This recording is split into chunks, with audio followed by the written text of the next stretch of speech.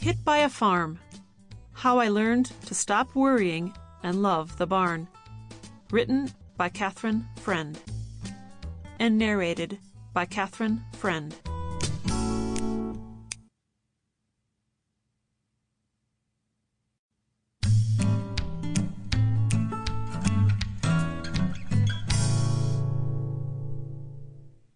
Part 1. Romancing the Farm. Touching testicles. Farms have fences. People have boundaries.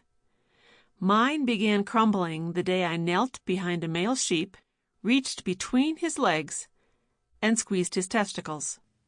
This unsettling event took place the blustery November day when I joined a group of shepherd wannabes for a weekend class on the basics of raising sheep.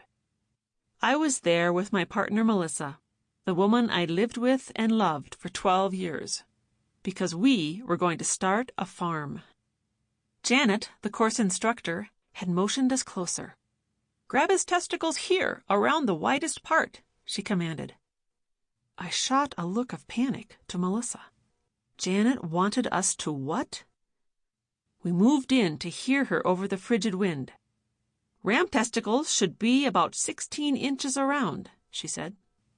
I huddled closer to Melissa as I tried to stay warm in my leather aviator jacket, red scarf, and white sneakers. My head was numb from the cold, but a hat was out of the question because I wouldn't appear in public with hat hair. I snuggled down as far as I could into my collar and realized something soft and lumpy was stuck to the bottom of my sneaker.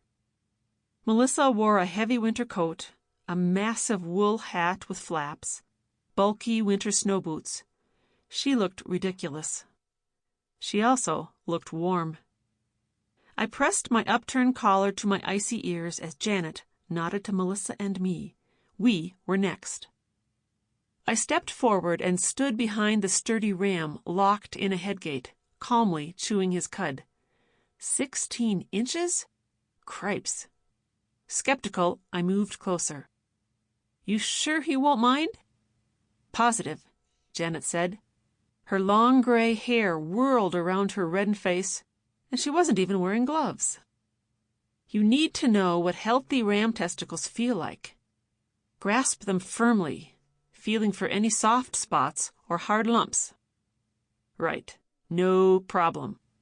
The ram, built like a small chest freezer, had stood still while 7 other couples fiddled with him. Melissa danced in place beside me, eager for her turn. I knelt behind the ram, whose thighs narrowed to tiny sharp hooves that looked dainty but deadly. His cropped tail covered his anus, but small dried hunks of manure clung to the edges of his wool. "Please don't poop now," I prayed as I leaned forward. "Come on, Kath, you can do it," Melissa said, practically trembling with enthusiasm. I moaned under my breath. What on earth was I thinking? At that very moment, most of my friends were attending a writing conference in St. Paul. They were warm, clean, and didn't have anything soft and lumpy stuck to their sneaker bottoms. They were discussing point of view, character development, and the latest publishing information. Their boundaries were intact enough that they weren't feeling up a ram with 16-inch testicles. Wincing, I reached between the ram's back legs with my thumb and forefinger. "Don't pinch him," Janet cried.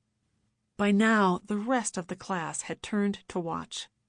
Embarrassed, I took a deep breath and wrapped both hands around the pendulous testicles. They were warm, squishy, and woolly. I squeezed gently, wondering briefly if this was the ram's favorite part of the course. I let go and shot to my feet. "Okay, next." Me, Melissa whispered as she dropped to her knees and immediately began poking and prodding the poor guy, even craning around his hip to stare at his penis.